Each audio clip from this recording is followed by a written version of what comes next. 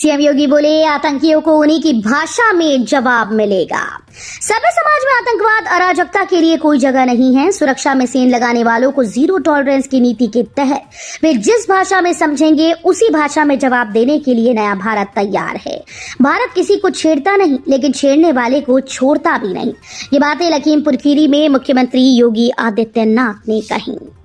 UP में मौसम का बड़ा उलटफेर, कई जिलों में गरज चमक के साथ बारिश।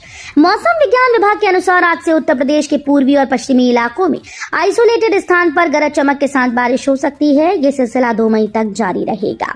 सोनभद्र, चंदौली, गाजीपुर, मऊ, बलिया, देवरिया, गोरखपुर, संत कबीर नगर, कुशीनगर, महाराजगंज, सिद्धार्थनगर, बलरामपुर आसपास के इलाकों में मौसम विभाग ने ओले गिरने की संभावना जताई।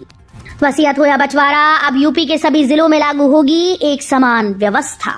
यूपी सरकार नगरीय निकायों में संपत्ति संबंधी कार्यों की प्रक्रियाओं और शुल्क संरचना में एक रूपता लाने जा रही है। मुख्यमंत्री योगी आदित्यनाथ ने अधिकारियों को निर्देश दिए हैं कि वसीयत, बंटवारा अथवा अन्य प्रकार के नामांतरण के मामलों में सभी नगर निगमों, नगर पालिका परिषदों और नगर पंचायतों में अब एक समान प्रक्रिया और शुल्क व्यवस्था लागू की जाए। आरओ की परीक्षा 27 जुलाई को होगी। सीएम योगी करेंगे निगरानी।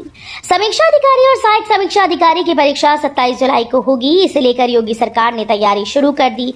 मुख्यमंत्री ने सही तरीके से ये परीक्षा कराने के लिए दिशा निर्देश जारी कर दिए हैं। प्रदेश भर में परीक्षा को लेकर तैयारियां तेज कर दी गई। बिजली उपभोक्ताओं को बड़ी राहत, मई महीने से बिजली का बिल आएगा कम। जिले के 12 लाख से अधिक बिजली उपभोक्ताओं के लिए अच्छी खबर है। मई से करीब 2% बिजली के बिल का कम भुगतान करना होगा। अप्रैल में उपभोक्ताओं ने 1.24% अधिक बिजली मूल्य का भुगतान करना पड़ा, लेकिन मई से उन्हें आगामी कई माह तक राहत मिलने की उम्मीद है। पहले ईंधन अवधि भार शुल्क टैरिफ में ही तय था, लेकिन मल्टी ईयर टैरिफ रेगुलेशन 2025 में बदलाव किया गया। सीएम योगी के निर्देश, रविवार को भी खुले रहेंगे गेहूं क्रय केंद्र।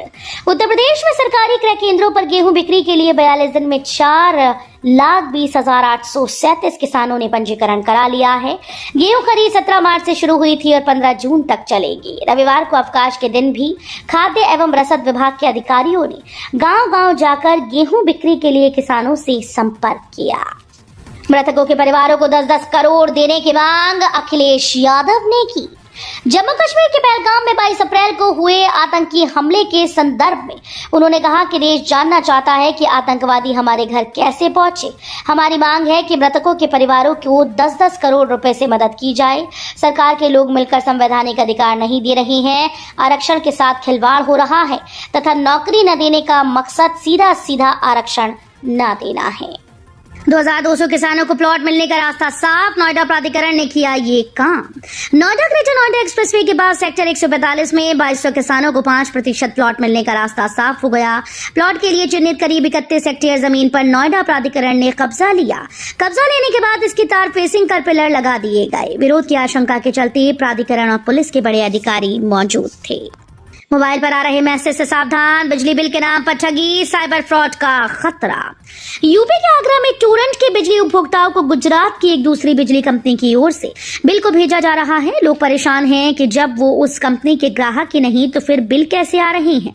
मोबाइल पर मैसेज में ग्राहक संख्या और भुगतान की अंतिम तिथि भी लिखकर आ रही है।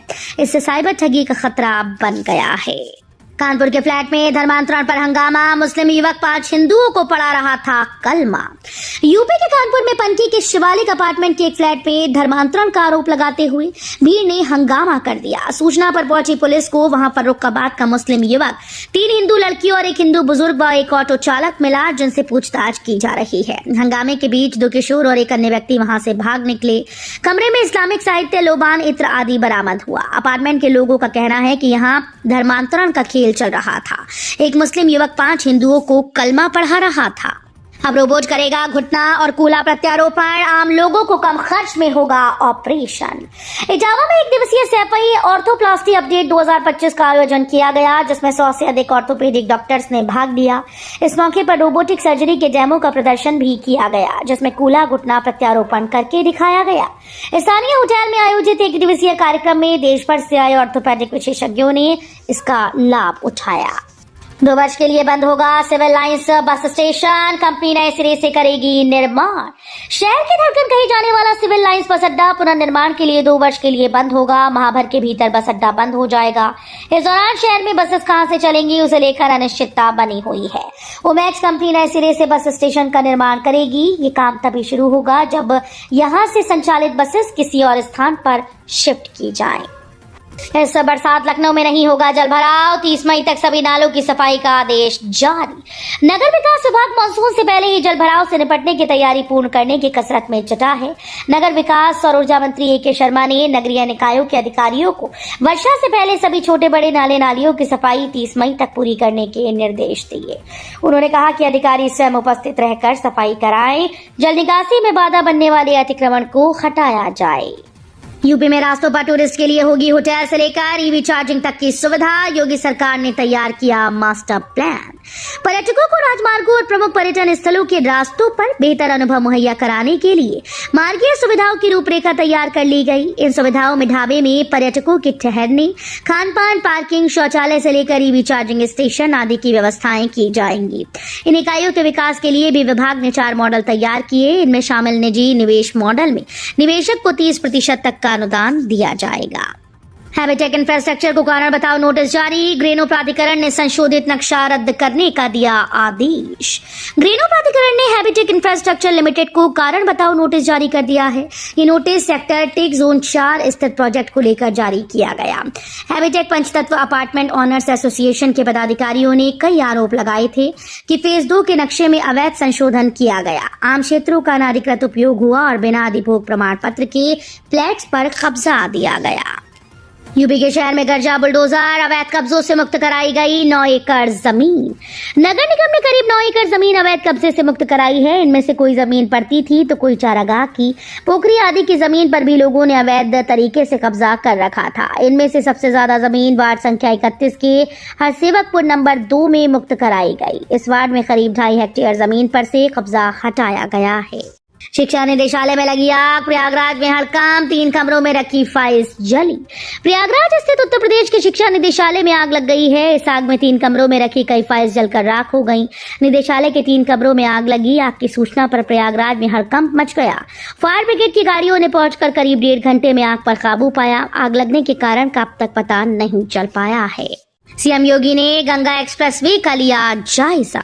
सीएम योगी ने रविवार को बिलग्राम हरदोई में गंगा एक्सप्रेसवे के निर्माण कार्यों का निरीक्षण किया। मुख्यमंत्री जी ने समस्त कार्यों को गुणवत्ता के साथ निर्धारित समय सीमा में पूर्ण करने के लिए संबंधित अधिकारियों को निर्देशित भी किया। उधर बुलंदशहर में गुलावटी पुलिस और स्वाट टीम की मोटर चोरी करने वाले हापुड़ के शातिर बदमाशों के साथ गांव फकाना नहर के पास हुई मुठभेड़। इसमें एक बदमाश को पुलिस की गोली लगी। यूपी बोर्ड परीक्षा की उत्तर पुस्तिकाओं से नोट निकालने पर 5 शिक्षकों का एक्शन, सस्पेंड। उत्तर प्रदेश के चित्रकूट जिले में गंगा प्रसाद जनसेवा इंटर कॉलेज में यूपी बोर्ड की परीक्षा के दौरान उत्तर पुस्तिकाओं से नोट निकालने के मामले में 5 शिक्षकों व 2 परिचारकों को निलंबित कर दिया गया। कॉपी से छेड़छाड़ करने का वीडियो वायरल हुआ था। इसके बाद एक्शन हुआ। मामले में जांच के बाद कॉलेज प्रबंधक ने इन सभी पर कार्रवाई की। जिनके पास डिग्रीज हैं, सरकार ने उन्हें डिलीवरी बॉय बना दिया। अखिलेश यादव ने भाजपा पर कसा तंज। समाजवादी पार्टी के राष्ट्रीय अध्यक्ष अखिलेश यादव ने कहा कि जिनके पास डिग्रीज हैं, सरकार ने उन्हें डिलीवरी बॉय बना दिया है। नौकरियां घट रही हैं, अवसर खत्म हो रहे हैं, योग्यता के अनुसार रोजगार नहीं मिल पा रहा, सरकार सम्मानजनक नौकरी भी नहीं दे पा रही, आरक्षण से भी खिलवाड़ हो रहा है। यूपी में नर्सिंग स्टाफ के 733 पदों पर भर्ती, इस प्रक्रिया की मदद से करें आवेदन। उत्तर प्रदेश के किंग जॉर्ज मेडिकल यूनिवर्सिटी ने नर्सिंग स्टाफ के 733 पदों पर भर्ती निकाली। इस भर्ती के लिए ऑनलाइन आवेदन की प्रक्रिया 25 अप्रैल से शुरू हो गई और आवेदन करने की अंतिम तारीख 31 मई है। कानपुर में शुभम के नाम पर होगा चौराहा और पार्क, पत्नी को नौकरी का प्रस्ताव। शहर के श्यामनगर में एक पार्क, सड़क और चौराहे का नामकरण पहलगाम के आतंकी हमले में जान गंवाने वाले शुभम के नाम पर होगा। महापौर प्रमिला पांडे ने इसकी घोषणा की है। इसके लिए नगर निगम का कार्यकारिणी की होने वाली बैठक में प्रस्ताव रखा जाएगा। उन्होंने शुभम की पत्नी को नगर निगम में आउटसोर्सिंग पर नौकरी देने का प्रस्ताव दिया है। अपने घर में मुंबई ने लखनऊ को 54 रनों से हराया। आईपीएल 2025 का 45वां लीग मुकाबला मुंबई के वानखेड़े स्टेडियम में मुंबई इंडियंस और लखनऊ सुपर जायंट्स की टीम के बीच में खेला गया, जिसे मुंबई इंडियंस की टीम ने 54 रनों से अपने नाम किया। मुंबई इंडियंस की टीम ने पहले बल्लेबाजी करते हुए इस मैच में 20 ओवर्स में 7 विकेट के नुकसान पर 215 रनों का स्कोर बनाया। लखनऊ सुपर जायंट्स की टीम टारगेट का पीछा करते हुए 161 के स्कोर पर सिमट गई। पहलगाम हमले को लेकर इंडो नेपाल बॉर्डर पर बड़ी निगरानी, अलर्ट मोड पर एसएसपी।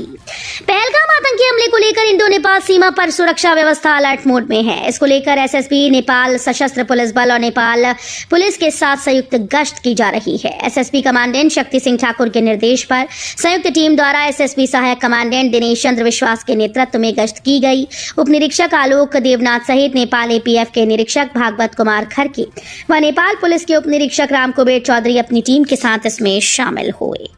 पाकिस्तानी हिंदुओं की चारधाम यात्रा पर रोक, पहलगाम हमले के बाद भारत सरकार का फैसला। चारधाम यात्रा को लेकर अब तक 21 लाख से अधिक लोगों ने पंजीकरण कराया है। यात्रा में भाग लेने के लिए विदेशों से भी 24,729 श्रद्धालुओं ने पंजीकरण कराया। इसमें पाकिस्तान के भी 77 श्रद्धालुओं का नाम शामिल है। लेकिन पहलगाम में हुए आतंकी हमले के बाद केंद्र सरकार ने पाकिस्तानी नागरिकों की चारधाम यात्रा पर रोक लगा दी। इसकी वजह से अब पाकिस्तानी हिंदू श्रद्धालु यात्रा नहीं कर पाएंगे।